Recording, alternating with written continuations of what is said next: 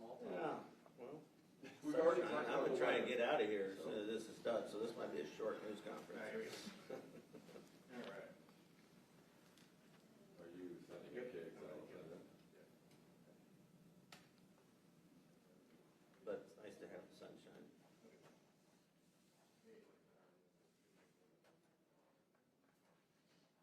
It is kind of socially awkward to stand up here.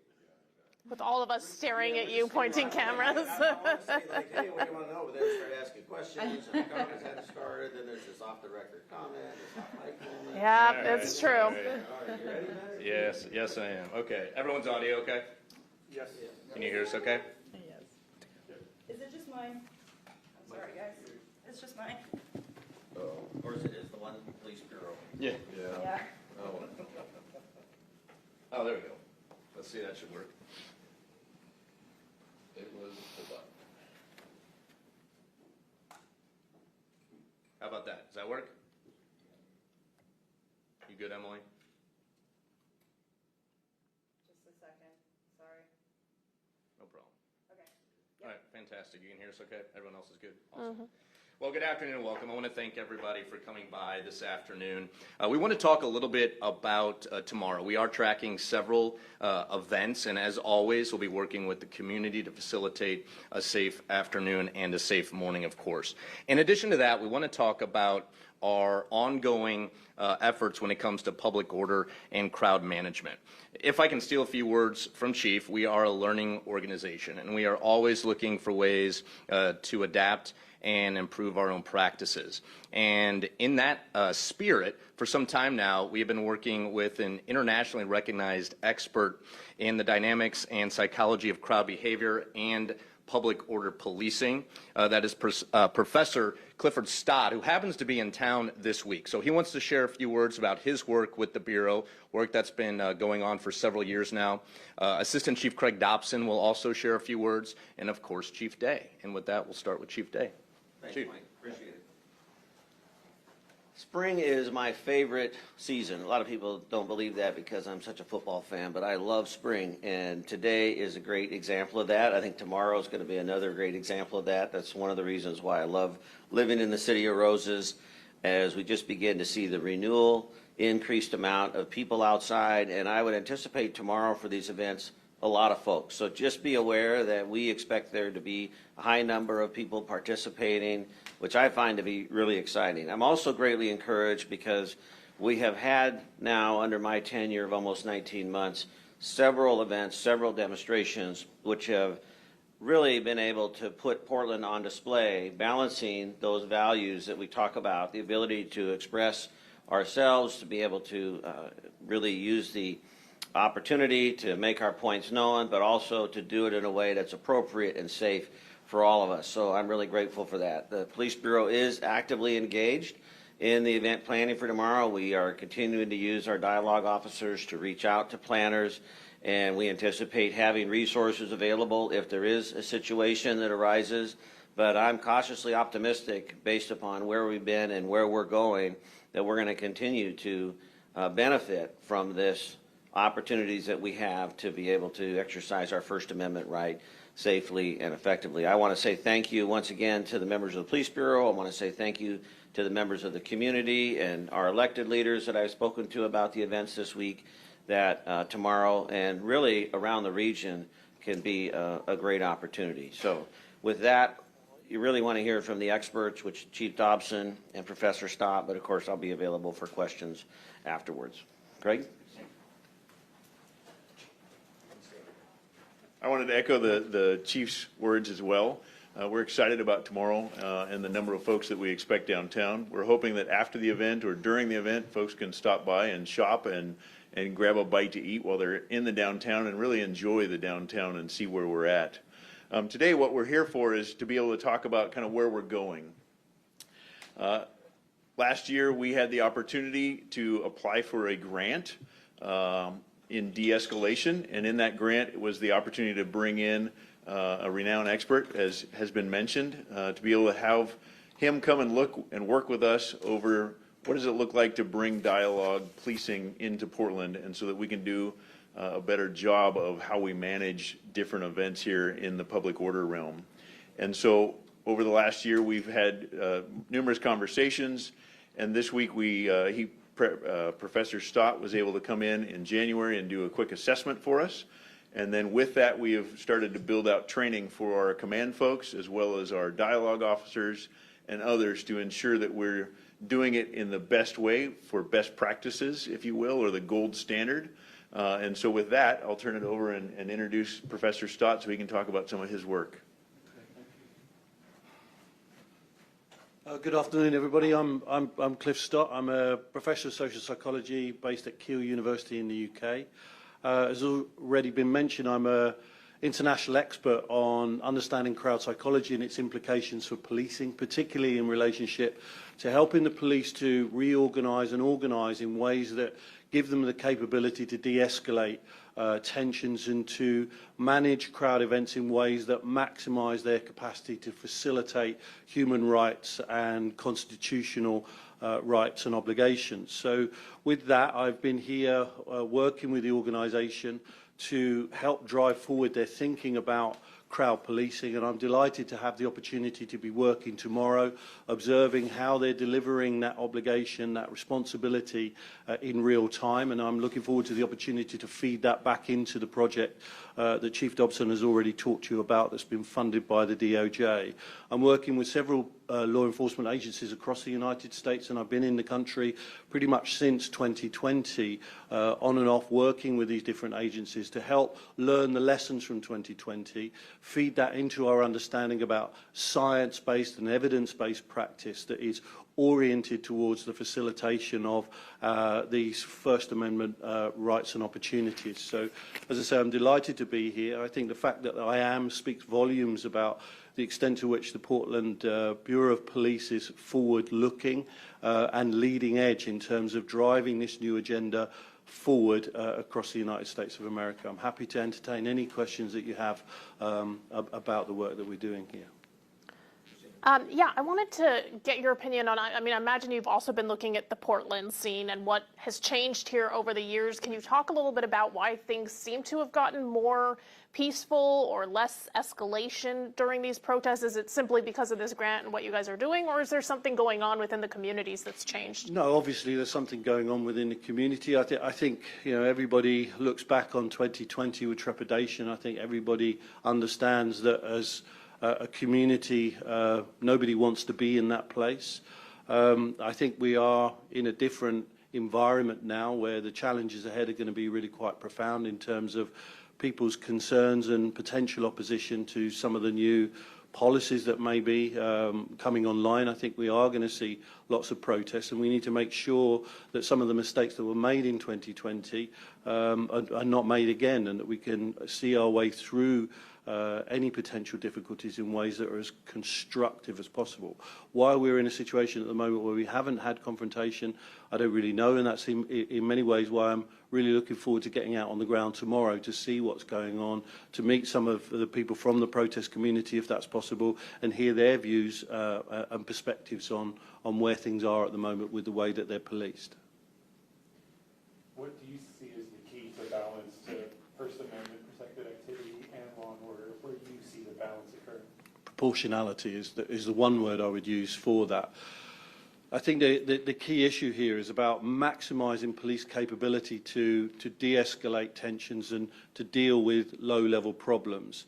And the best way that we know internationally of shaping policing in that way is to empower what we call dialogue-led policing. And that policing is supported by a framework where strategically the police are oriented towards the facilitation of First Amendment rights. And I think the combination of that strategic perspective and that tactical capability gives the police the opportunity to understand realistically where the problems are and respond to them proportionately. And I think what we find across the world where we do this work is that where those factors are in place, we see a lot less escalation, we see a lot less confrontation. So I think all of this revolves around proportionality. What are some areas of improvement that you've identified at this department specifically since you started working with them? Well, certainly this department, looking back historically, was one of the early adopters of the work that I do and the dialogue-led model. when you adopt that, it is a rocky road. It's not a straightforward innovation. And I think that leading edge development very early on has positioned the Bureau very well to move to the next level.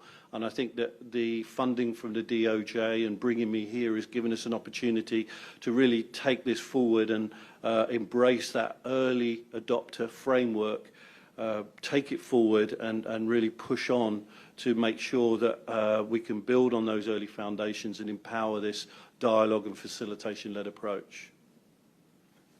Can you give us some examples of this evidence, or one of these evidence-based strategies? Like, let's say we have an event where there's a high risk of escalation. Yeah.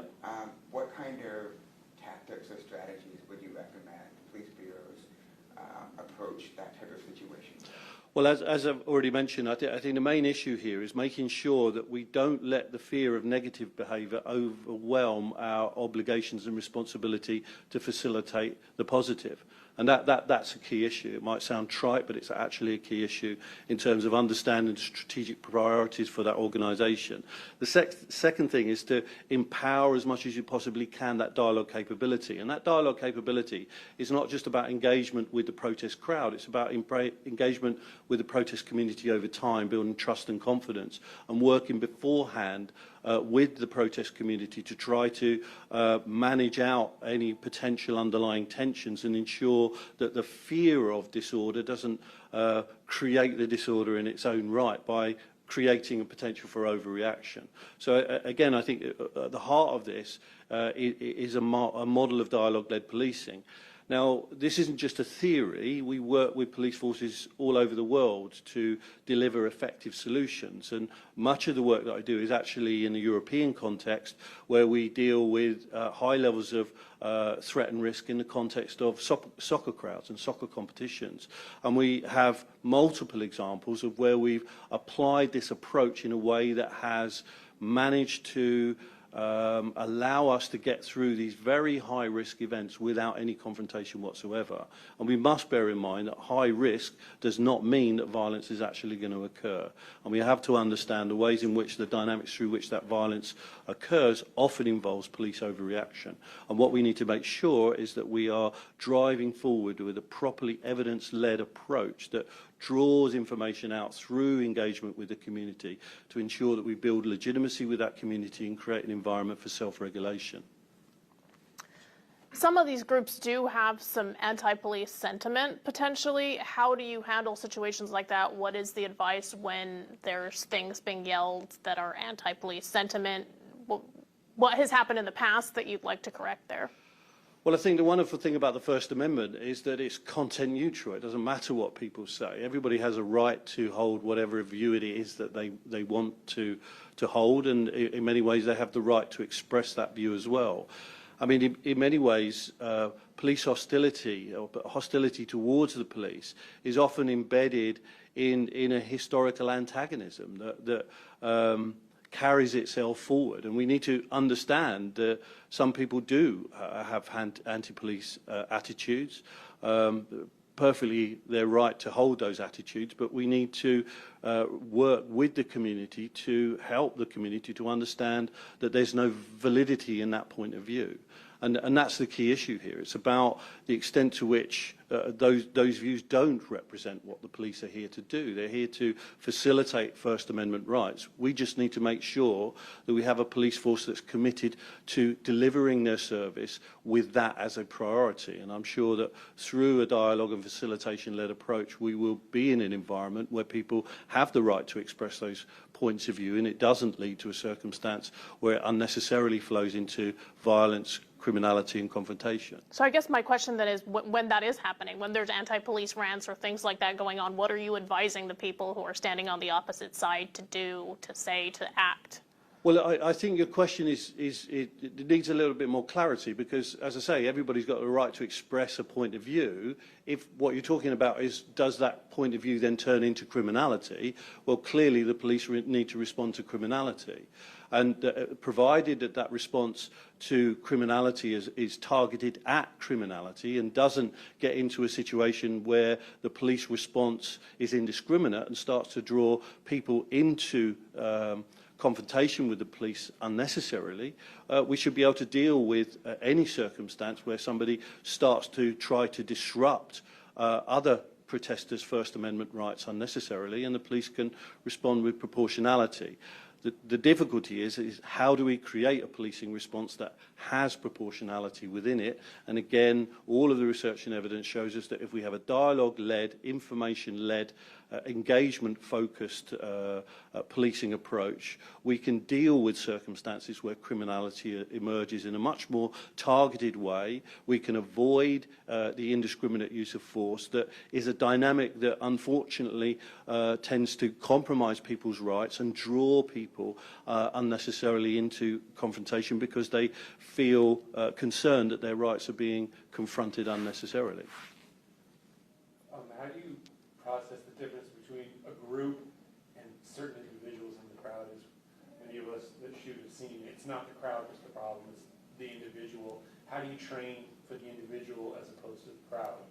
Well, it's more about having the capability to generate accurate, real-time, what we call dynamic risk assessments. And the ability to do that is improved through police capability to engage through dialogue, because through that process they're in a position to work with the community to identify circumstances where people who've come along to these protests to disrupt them are much more easily identified and targeted. And indeed what we tend to find is that where the policing response is like that, the police don't need to respond because the community do it themselves. They recognise that these forms of behaviour are disruptive. They, like the police, don't want to have their demonstration and their First Amendment rights of peaceful assembly disrupted, and they tend to work with the police to undermine those that are seeking to disrupt that harmony. I'm curious, when you look at the protesting landscape across the country right now, Yeah. I'm curious how that compares to 2020 and 2016 when we saw similar, like, widespread protesting. What's unique about this moment we're seeing right now?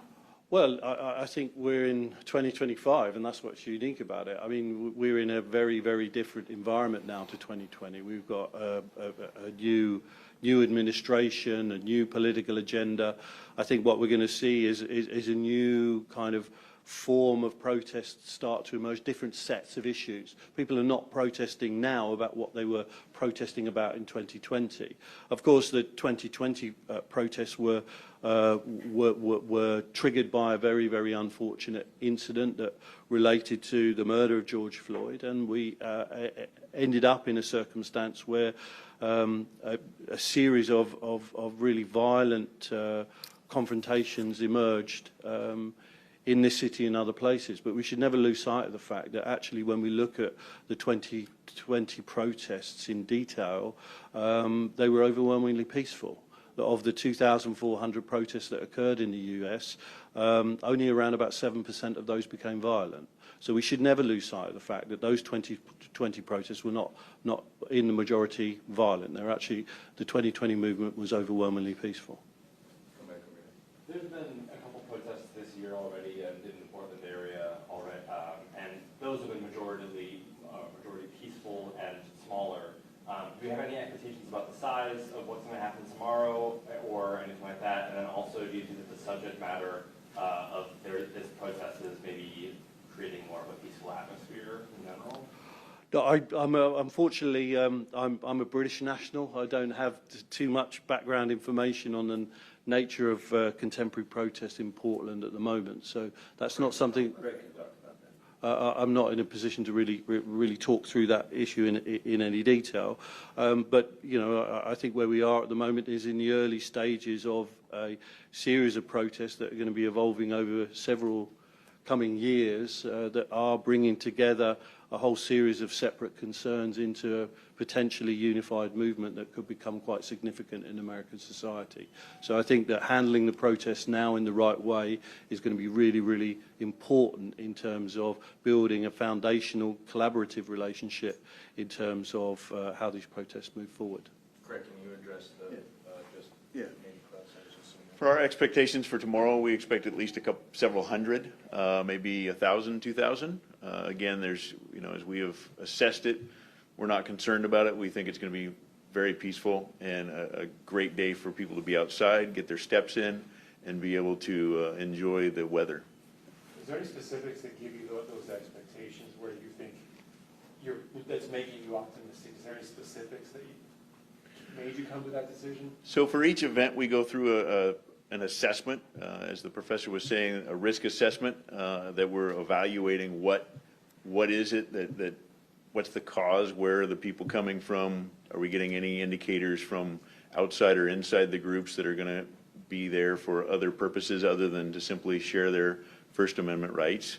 And we use also, we reach out to all the groups that we can to communicate with them, to develop a relationship with them when we can. Again, with this dialogue, that's where we're trying to go. We've had several of the groups that we will have tomorrow we've reached out to, and they have responded very well with us and conversed with us and explained where they're going and what their plan is for the day, which then lessens that concern of the unknown when there's a gap or a vacuum of information that always adds concern. But for the most part, most of the groups have all reached out to us and indicated what their intents and plans are, and so we're not concerned.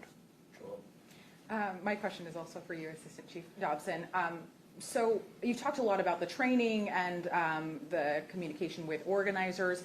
Are you guys doing anything to staff up or to, are there going to be barricades? Like, what are some of the operational things that we can expect tomorrow? So I think largely you'll see the same in most cases. In each event that we look at, we make that assessment and then determine what our resources are.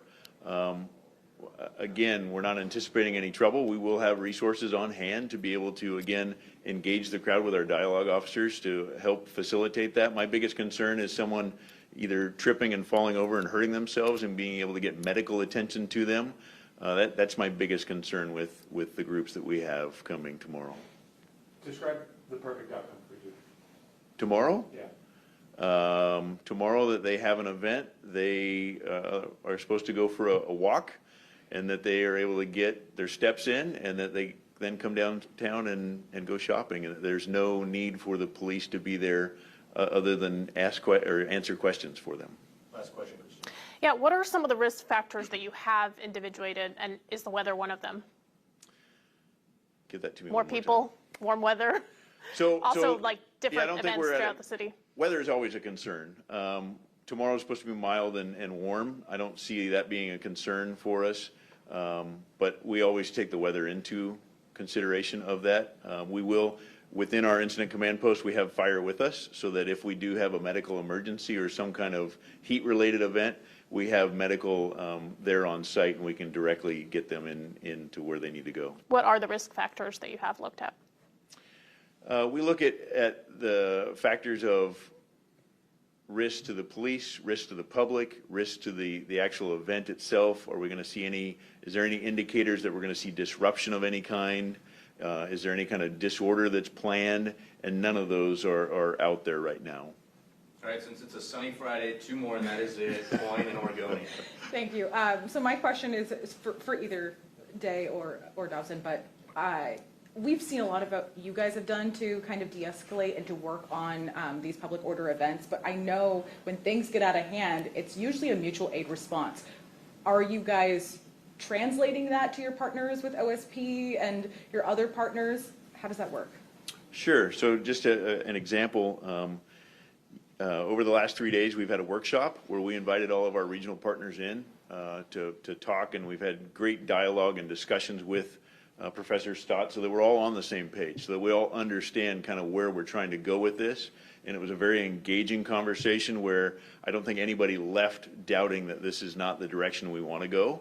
And so that's where that importance of having conversations and making sure we're reaching out on a regular basis and having these conversations with our other teams and other folks, I think is super important, so that we are all on the same page.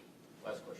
Yeah, so yesterday I checked in with Portland Bureau of Transportation, and they said that a permit hadn't been filed for marching in the street, and I also checked with you, and you said you're encouraging them to do so.